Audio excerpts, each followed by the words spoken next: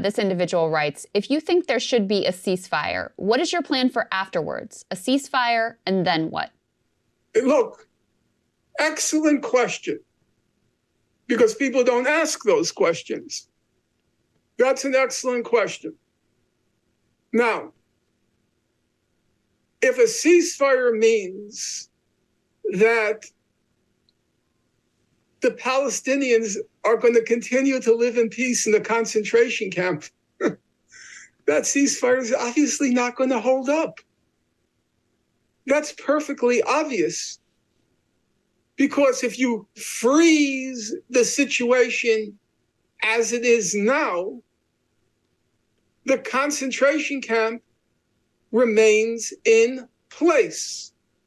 So I'm not going to pretend that Palestinians, Gazans, the Gaza leadership is going to acquiesce to a ceasefire into eternity. That's obviously a morally depraved and an intellectually insane proposition, unless you assume, as Israel has always hoped, that the Gazans will simply languish and die in Gaza. They will be forgotten. They will just languish and die. But barring that eventuality, of course a ceasefire can't, on its own, of course a ceasefire can't be sustained over a long period of time. And I'm not going to pretend that people in Gaza are going to abide by a ceasefire that leaves them to be born, live, and die in a concentration camp.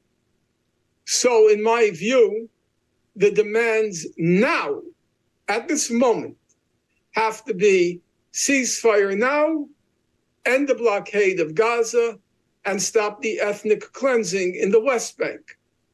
But those are immediate demands. What has to come afterwards is what I've said already to you to the point of tedium. There has to be a settlement on the basis of international law because there's no other framework for resolving the conflict. The international community agrees on that framework. There's not been any significant dissent except for the United States and Israel. And therefore, the ceasefire has to be followed within a reasonable period of time. I can't give the time because the figures, the statements now coming out of Israel are, in order to rebuild Gaza would take 5 years.